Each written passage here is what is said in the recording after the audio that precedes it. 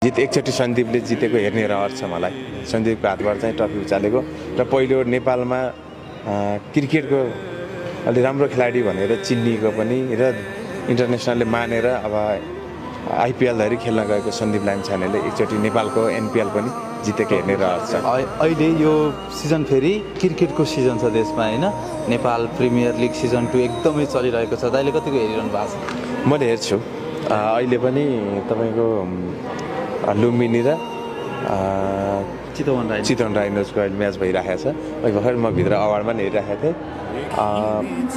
एकदम हेर्छु। नेपाली खेल फुटबलबाट अलिकति खसिराखेको छ। तर खेलाडी कम होइन, अलिकति थोरै एन्फाको प्रब्लम छ कि के छ जस्तो लाग्छ मलाई। क्रिकेट चाहिँ हामी धेरै फड्को मारेका छौँ। पक्कै पनि अब राम्रो हुनेछ आगामी दिनमा। तपाईको फेभरेट एनपिएल टिम चाहिँ कुन हो दाइ?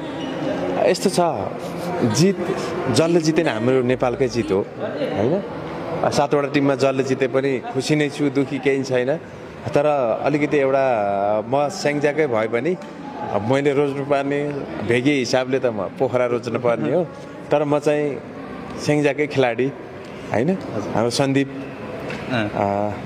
सन्दीपको टिम विराटनगरले जितोस् भन्ने चाहन्छु। किनभने यो जित एकचोटि सन्दीपले जितेको हेर्ने रहर छ मलाई। सन्दीपको हातबाट चाहिँ ट्रफी उचालेको र पहिलो नेपालमा क्रिकेटको अलि राम्रो खेलाडी भनेर चिनिएको पनि र इन्टरनेसनलले मानेर अब आइपिएल धरि खेल्न गएको सन्दीप लामिछानेले एकचोटि नेपालको एनपिएल पनि जितेको हेर्ने रहर छ। त्यति रहर छ। नभए भने सबैलाई शुभकामना, साथै टिमलाई सबै राम्रो खेल्नु भएको छ।